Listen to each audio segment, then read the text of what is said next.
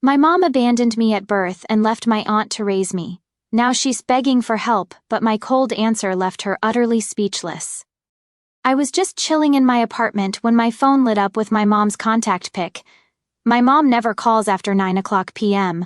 Like, it is basically her religion to be in bed by 10 o'clock. So I immediately got that weird stomach drop feeling. I answered with my heart literally pounding, assuming someone was in the hospital or worse. She just said, "Hi, sweetie, are you alone right now?"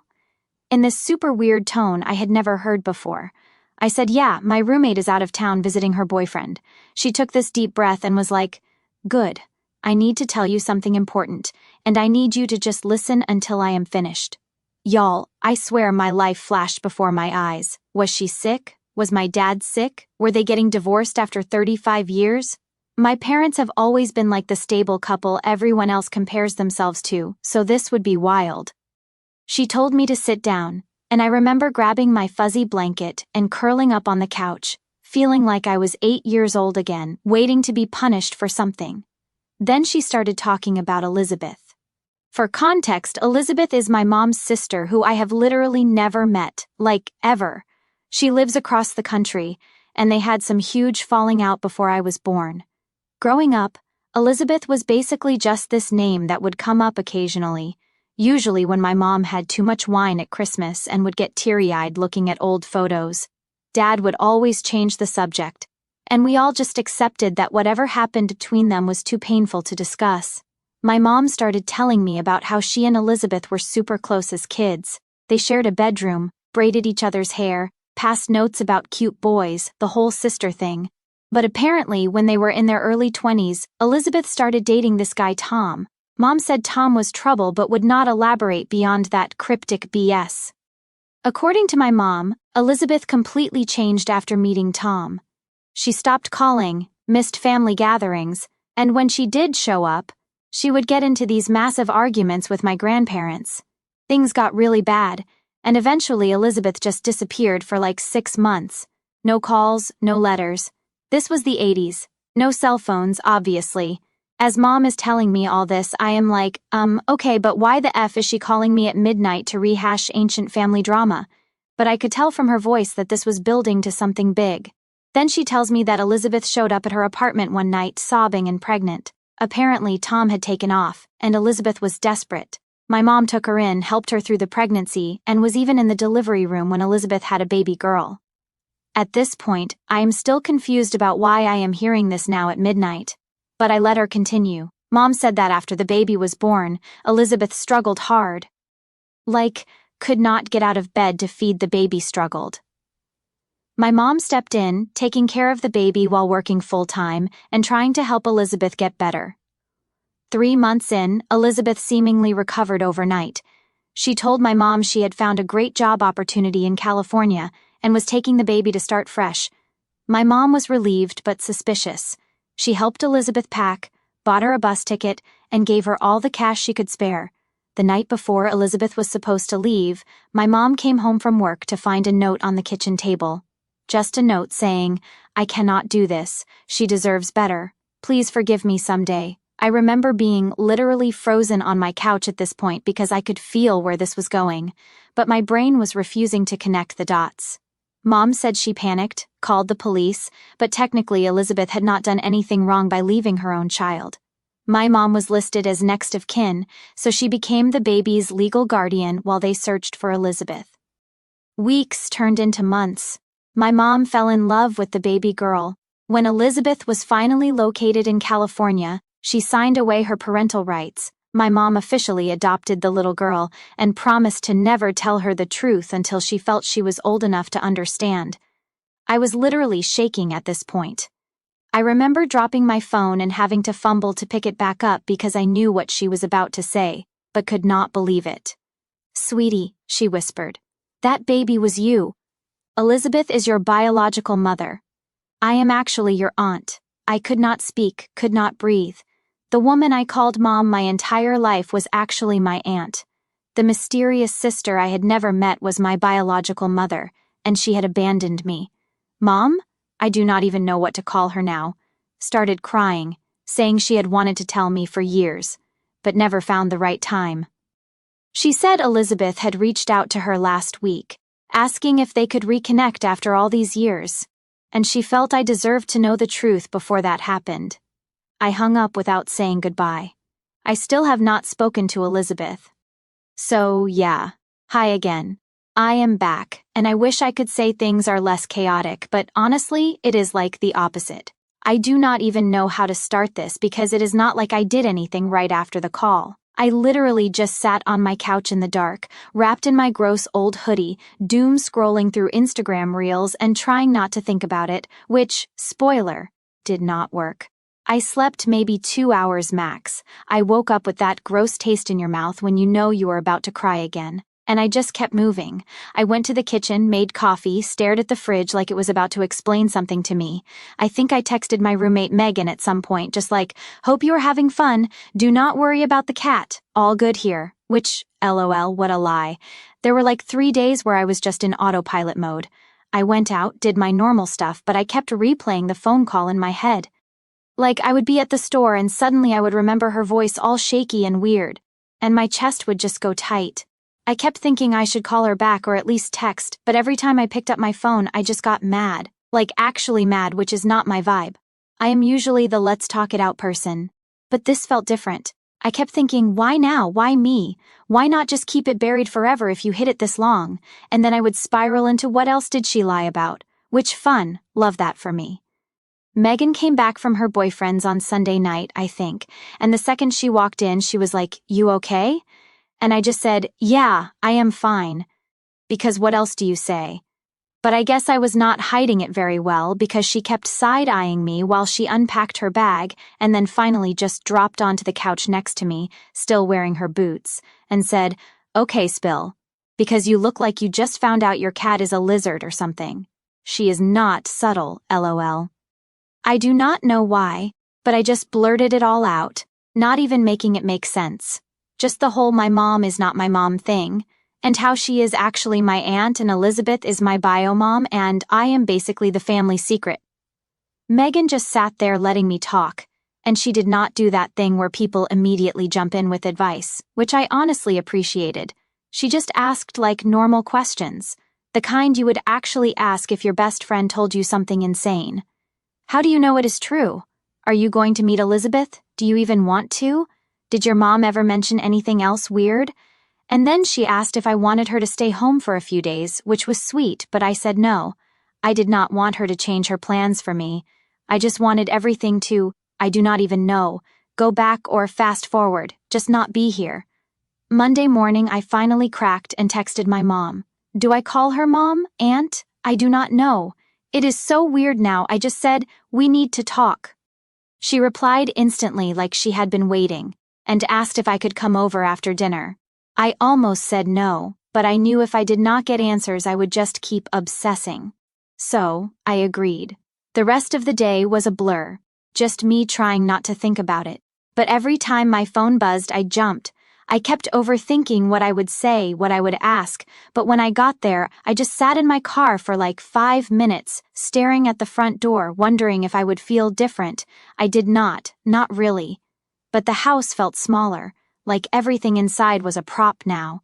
She answered the door and immediately started fussing, asking if I wanted tea, if I had eaten, all that stuff, and I just said, can we just sit?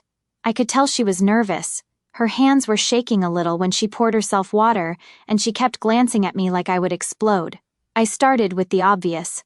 Why tell me now? Why not just never? And she just looked so tired, honestly, like she had aged 10 years since last week.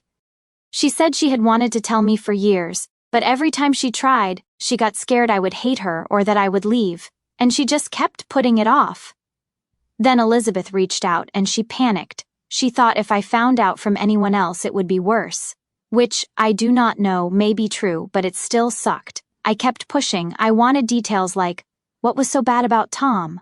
Why did Elizabeth leave me? Was she on drugs or something? And my mom, I am just going to call her mom for now because it is how I feel, hesitated. Then said Tom was the kind of guy who isolated people. He convinced Elizabeth that their parents hated her, that nobody cared about her, that she was the black sheep and he was the only one who understood. My mom said she tried to warn her, but it just made things worse, and their parents basically gave up trying to get through to her. Then when Elizabeth got pregnant, Tom bailed, and Elizabeth spiraled. It was not drugs, it was depression. Real scary depression. And nobody in the family really knew how to help because nobody talked about mental health back then. Her words, not mine. The thing that got me, though, was when she said Elizabeth had always been jealous of her. She said it quietly, like she did not want to admit it. But then she told me about little stuff. How Elizabeth would copy her clothes, her handwriting, even the way she did her hair. Apparently their mom, my grandma I guess, always compared them, told Elizabeth she should be more like her perfect big sister. So when my mom took me in, Elizabeth saw it as her losing again, like she was failing at life and my mom was winning by default. So, yeah, apparently my whole existence is like the final round in their sister competition. That made me so mad. I did not even know how to answer. I asked if she ever thought about telling me when I was a kid, and she just stared at her hands and said so many times. But every time she chickened out. At that point, I just kind of lost it, not screaming. But I told her it felt like my whole life was a lie, like I was just a prop in their drama. I said, "Do you even get how messed up this is? You just decided for me forever, and now I do not know who I am."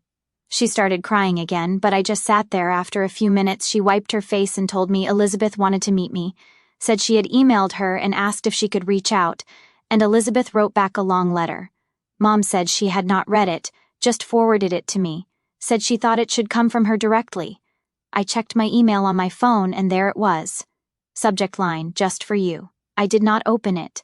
I just stared at it, and then put my phone face down. I asked Mom what she wanted me to do, and she said she honestly did not know. She said she would support whatever I decided, but she hoped I would at least read the letter because Elizabeth had been carrying guilt for years, which, I do not know. Maybe, but I also feel like that is her problem, not mine. I left pretty soon after. She tried to hug me, but I stepped back, and she just let her arms drop. I could tell I hurt her, but TBH, I was hurt too. So, I went home, and Megan was in the kitchen, and she just handed me a bowl without asking any questions, which is why I love her. We ate in silence, just scrolling through our phones, and for a few minutes it almost felt normal. The next morning, I woke up to like 6 texts from my mom, just checking in, asking if I was okay, telling me she loved me. I spent the whole day at the park just walking for hours, listening to random playlists, and trying not to think. At one point, I saw a mom with a little girl and I almost laughed because it felt so fake, like, how do people just go on like nothing happens?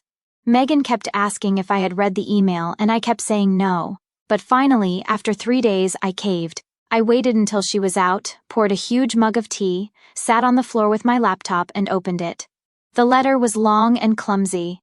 Elizabeth wrote about how sorry she was, how she wished things were different, how she thought giving me up was the right thing, how she was scared of being a mom, how she watched my mom raise me from a distance sometimes, which made my skin crawl a little.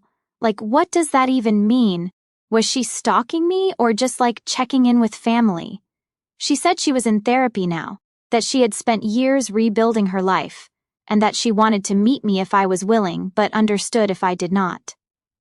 Here is the thing that really pissed me off though. She kept saying, "I hope you can forgive me," but never really explained why.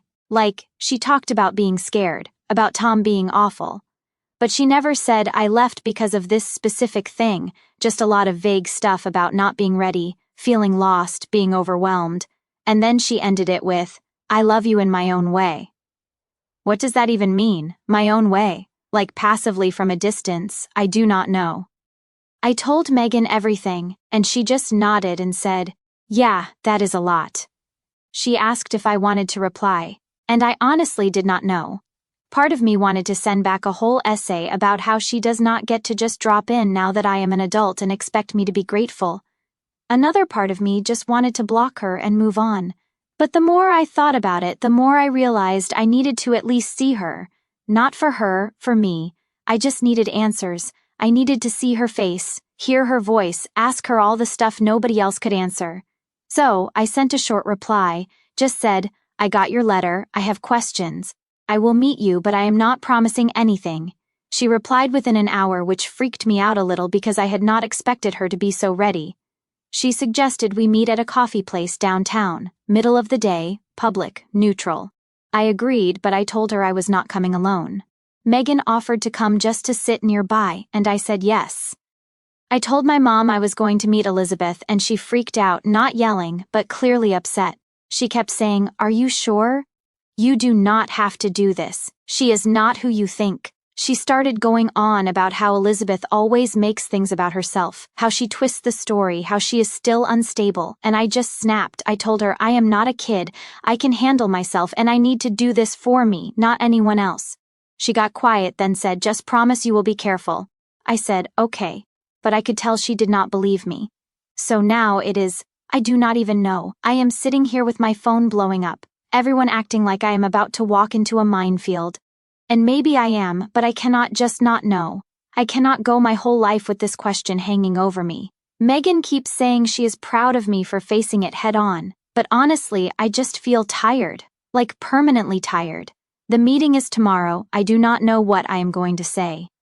I do not know what Elizabeth is going to look like, or if I will even recognize anything of myself in her. I keep thinking about all the family photos that never had her in them, all the holidays where I wondered about the empty seat, and now I am about to fill it, or at least see who was supposed to sit there. So yeah, that is where I am at right now. If you have been through anything even remotely similar, I would love to hear how you handled it, because honestly, I feel like I am winging it, and everyone else has a script I never got. I guess this is what y'all wanted, right? NGL, I am still processing, and I kind of wish I could just shut it off, but nope, my head is just full of random flashes and everything everyone said and what I said and what I should have said, you know. Anyway, here is the story because wow, it got messier than I thought possible. So, the meeting. I decided to go alone after all. I am not going to lie, I almost bailed like 4 different times. I spent the whole morning pacing around the apartment, changing shirts, putting on makeup, taking it off, putting it back on, standing in front of the mirror like, do I look like her? Like, would I even recognize her if she was just someone in line at the store? Megan was a saint. She just let me rant and even let me borrow her headphones so I could put on some music and drown out my thoughts for a bit. She made me eat a banana so I would not get hangry and then made me promise to text her if I needed an excuse to leave. She even offered to fake a plumbing emergency, which honestly is roommate of the year material. I Ubered to the coffee place because there was no way I was going to deal with parking or deal with possibly running into literally anyone I know.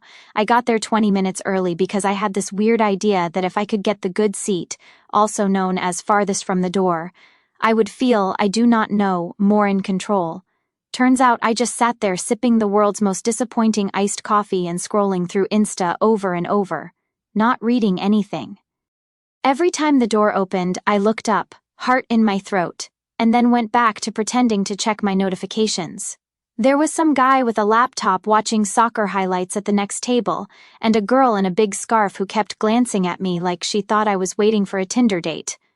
Elizabeth was exactly 2 minutes late. I spotted her as soon as she walked in because she just looked like me, but older, and with this weird nervous energy like she was trying not to take up too much space. She hesitated by the door scanning the room, then saw me and sort of half smiled.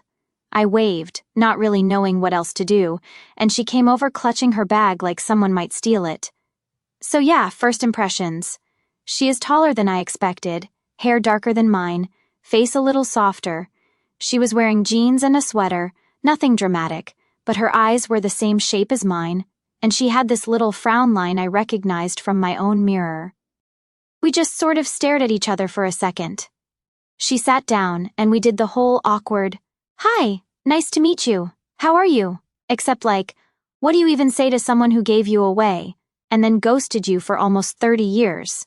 She said I looked so much like her at my age, which kind of stung in a way I did not expect. I just nodded and said, thanks. And then we sat there in silence for a bit, both pretending to look at the menu even though we had already ordered.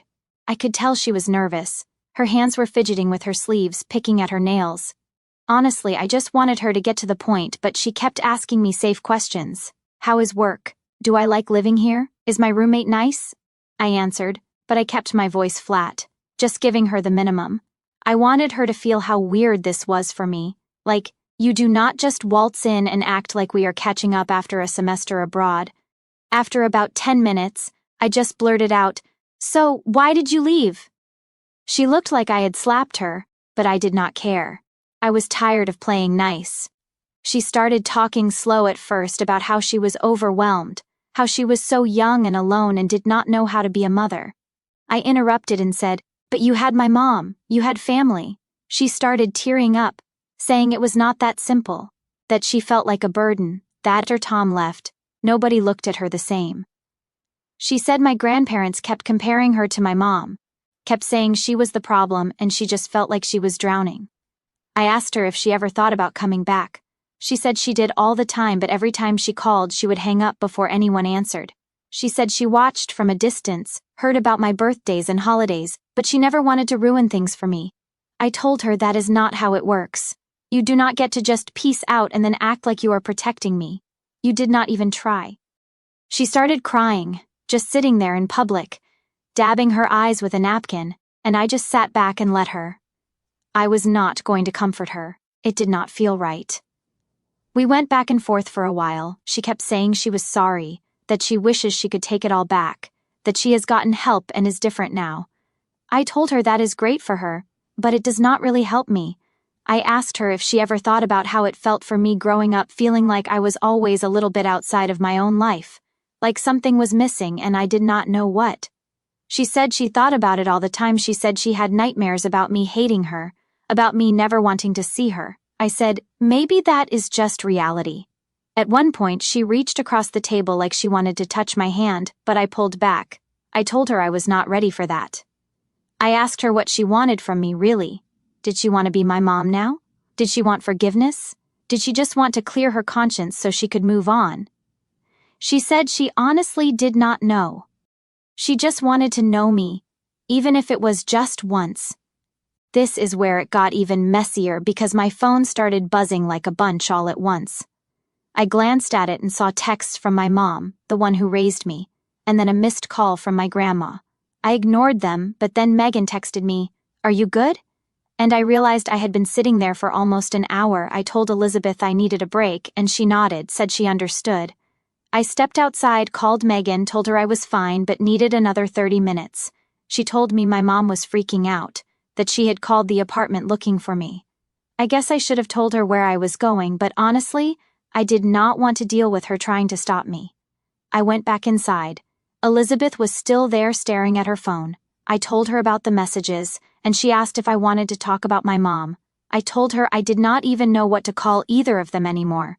I said, "It is like I have two moms and no moms at the same time." She smiled, but it was sad. She said, "I get that. I always felt like a daughter, but not really a daughter too." She started telling me more about Tom, like how he was controlling, how he would tell her she was worthless, how he would check her phone and go through her stuff and make her feel like garbage for even talking to her sister. She said by the time I was born, she did not trust anyone, not even herself. She said when she left me, it was not because she did not love me, it was because she thought I would be better off with someone stronger. I said, "So, you just gave up?" She nodded, and for a second I thought she was going to get mad, but she just looked exhausted. Then she told me something I was not expecting. She said she resented my mom for stepping in, not because she did not want me cared for, but because she felt like she lost twice. Once when Tom left, and again when she saw how happy I was with my mom. She said every time she saw pictures, I guess Grandma would send them sometimes, she would feel relief that I was okay, but also this burning jealousy that she could not be the person raising me. I asked her, "So were you mad at me? Did you hate me for being happy?" She said she never hated me, but sometimes she hated herself for not being enough. At this point, I do not know.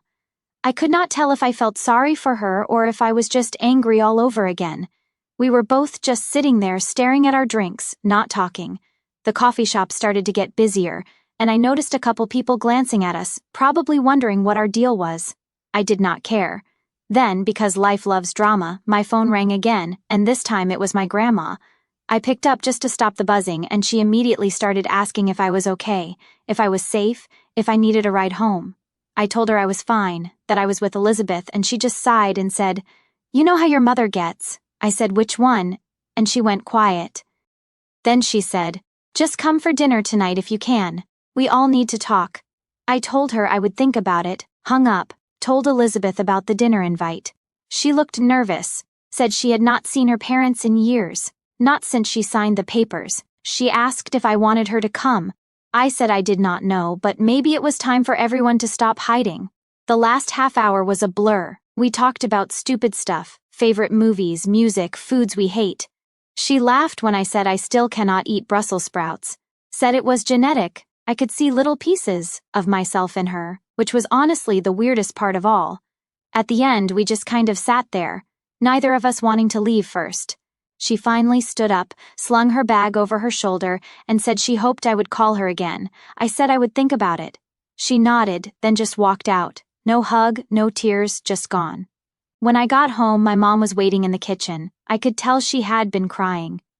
Her eyes were red, and her nose was all puffy. She just looked at me, waiting. I put my bag down and sat across from her at the table. She asked if I was okay, if Elizabeth had said anything weird. I told her everything, not sparing the messy parts. She got defensive, said Elizabeth always played the victim, that she had always blamed everyone else for her problems. I told her it sounded like everyone in this family had been blaming everyone else for a long time, and maybe that is why I never knew the truth. She started to argue, but I just held up my hand. I said, I am not picking sides. I just want the truth. She said the truth was that she tried her best, that she loved me, and that if she could do it all over again, she would still choose me.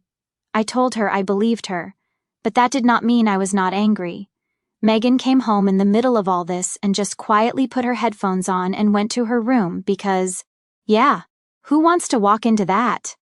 Later, she texted me from literally 10 feet away, asking if I needed ice cream or to scream into a pillow. I just sent her back the skull emoji. I went to the dinner at my grandparents' house because at this point, why not just rip the Band-Aid all the way off? Everyone was there. My mom, Elizabeth, Grandma, Grandpa, even my cousin Riley, who just kept making awkward jokes about family reunions. The tension was wild. Grandma kept trying to act normal, passing dishes and asking about the weather, but nobody was eating. Elizabeth barely spoke. My mom kept glaring at her, and Grandpa just sat there staring at his plate. Eventually, Grandma tried to start a real conversation, saying we needed to talk, not just pretend nothing happened. My mom immediately started in, saying Elizabeth had no right to just show up now, that she had given up her chance, that she was just trying to stir up drama. Elizabeth fired back, saying she had been pushed out, that nobody ever wanted her there, that she was just doing what everyone expected. I could not sit there and listen to them go back and forth, so I finally just snapped. I said, "This is not about either of you, it is about me. I am the one who has been lied to for my whole life. I am the one who has to deal with all this, not you." I told them I was done being the reason they fought. I said I was tired, and I was not going to pick sides, and if they wanted to be in my life, they needed to figure their stuff out without using me as the excuse. There was a long silence after that, just everyone sitting there staring at their food. Grandma finally said she was sorry that they had all failed me in different ways. Grandpa just nodded, still not looking up. My mom started crying again, and Elizabeth just looked away.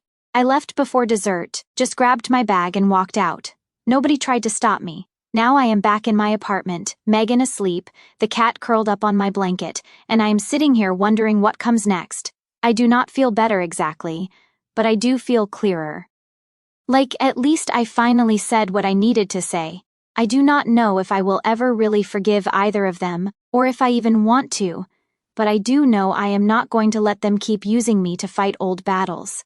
The family group chat is blowing up. People are picking sides. Grandma keeps sending just love each other memes, and I am just here trying to find a clean spoon.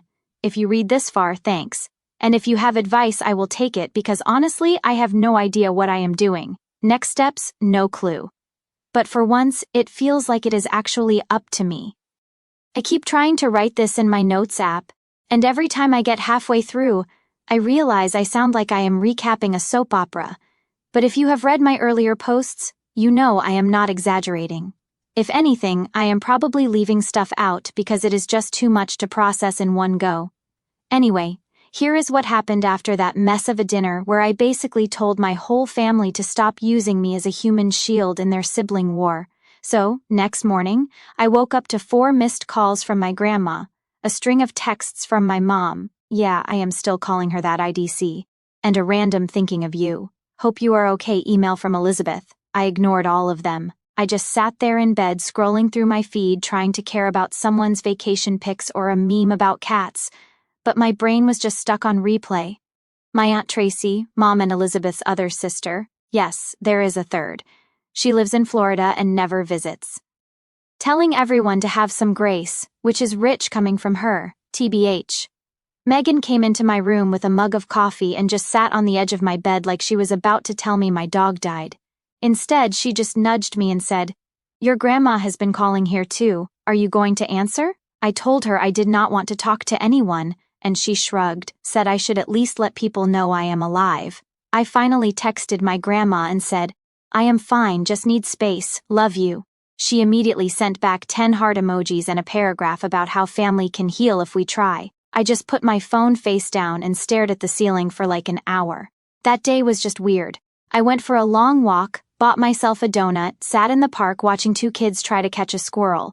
I realized I was just waiting for someone to show up, like my mom was going to appear out of nowhere and demand I come home, but nobody did.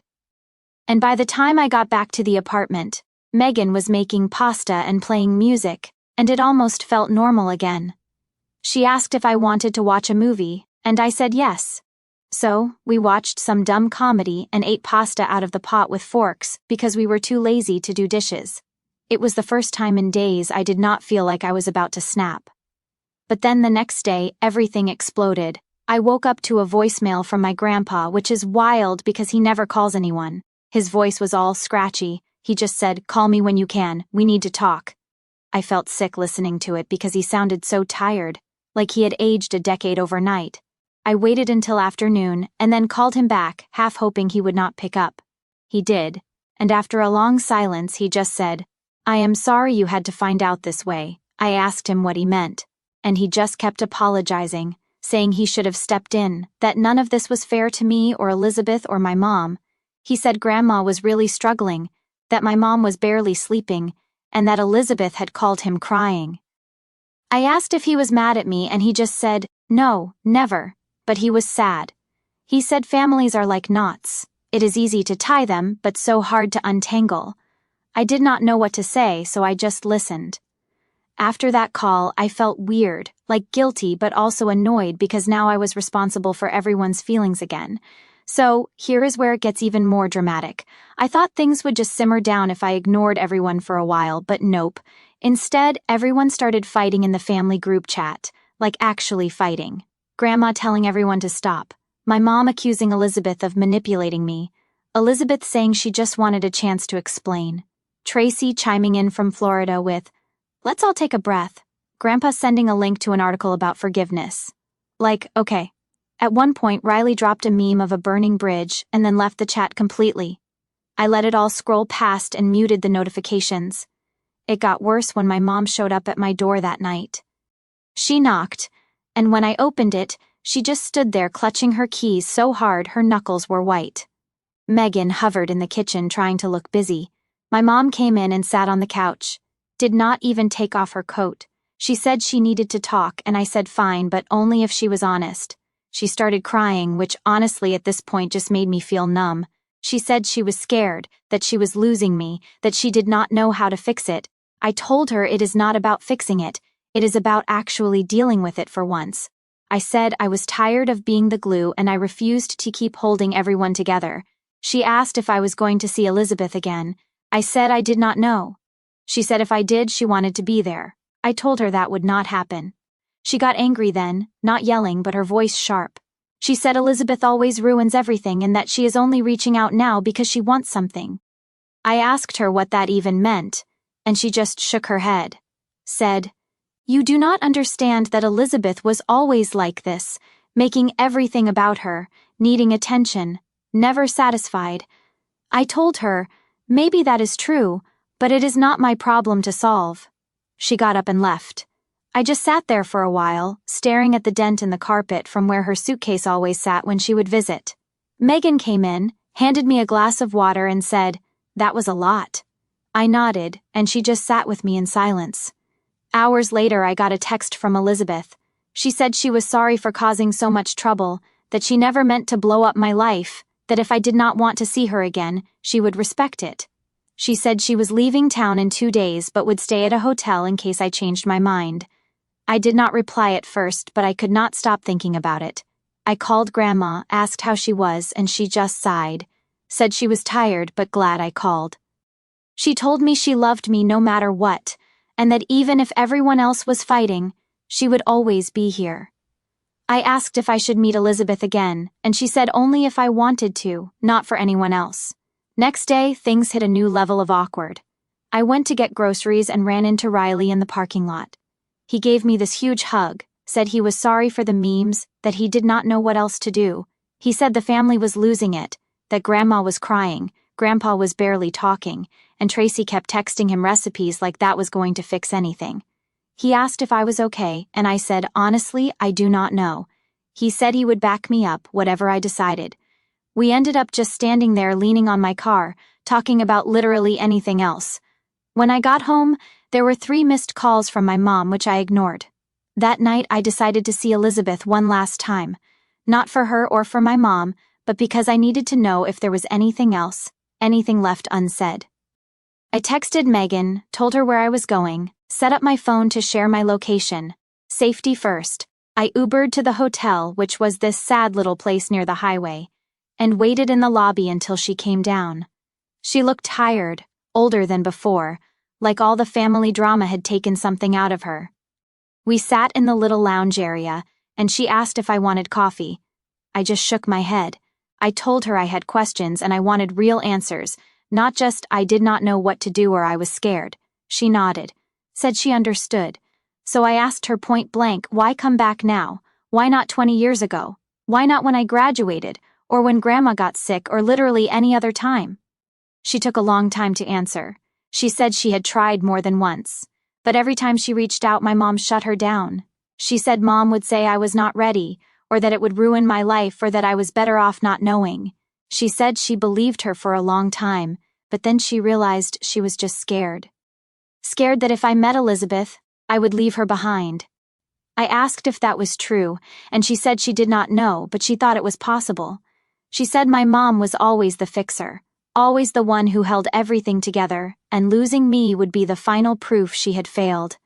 I asked her what she wanted from me. She said she did not want money or forgiveness or a relationship if I did not want it. She just wanted to know me, to see who I had become, to have a chance to say sorry to my face. She said she knew it was selfish, but after all these years she could not let it go anymore. I told her I did not know if I could ever forgive her, but I appreciated her honesty. She nodded, said she would take what she could get. She asked if I wanted to stay in touch, and I said maybe, but it would have to be on my terms. She agreed, did not push. We sat there for a while just talking about nothing, my favorite shows, her cat, the best pizza in the city. When I got up to leave, she stood too. And for a second I thought she might try to hug me, but she just put her hand on my shoulder and said, "Take care of yourself." When I got home, my mom was waiting outside the building. She asked if I had seen Elizabeth, and I said yes. She asked if I was going to see her again, and I said I did not know. She started crying, saying she was scared that she would lose me. I told her she would not, but things had to change. I was not going to pick sides or be the family peacemaker anymore. I told her I loved her, but I needed boundaries, and if she could not respect that, I would have to take a break from her too. She wiped her eyes and said she would try. I told her that was all I wanted the next week. Things just shifted. Grandma invited me over for dinner, just me and Grandpa. She made my favorite casserole, and we sat around talking about nothing in particular. Grandpa gave me an old photo album and said, "This is your story too." I flipped through pictures of birthdays and old Halloween costumes, and for once, it did not feel like something was missing. Megan has been a rock through all this. She bought new bath towels because she said fresh start energy and keeps reminding me to eat something green at least once a week. I do not have a big lesson to share or some neat ending where everyone hugs and makes up. My family is still a mess, people are still mad, and I am still figuring it out. But for the first time, I feel like I actually get to decide what happens next. I am not anyone's secret or pawn anymore, and I am not going to let old drama define me. So, that is it. If you made it this far, thanks for caring about a random internet stranger's family drama. If you are going through something similar, I would not wish it on anyone. But you are not alone. Sometimes the only thing you can do is just keep going, and maybe eventually things will settle even if they never totally make sense. Anyway, I am off to eat leftover pasta and ignore the group chat for at least another 12 hours.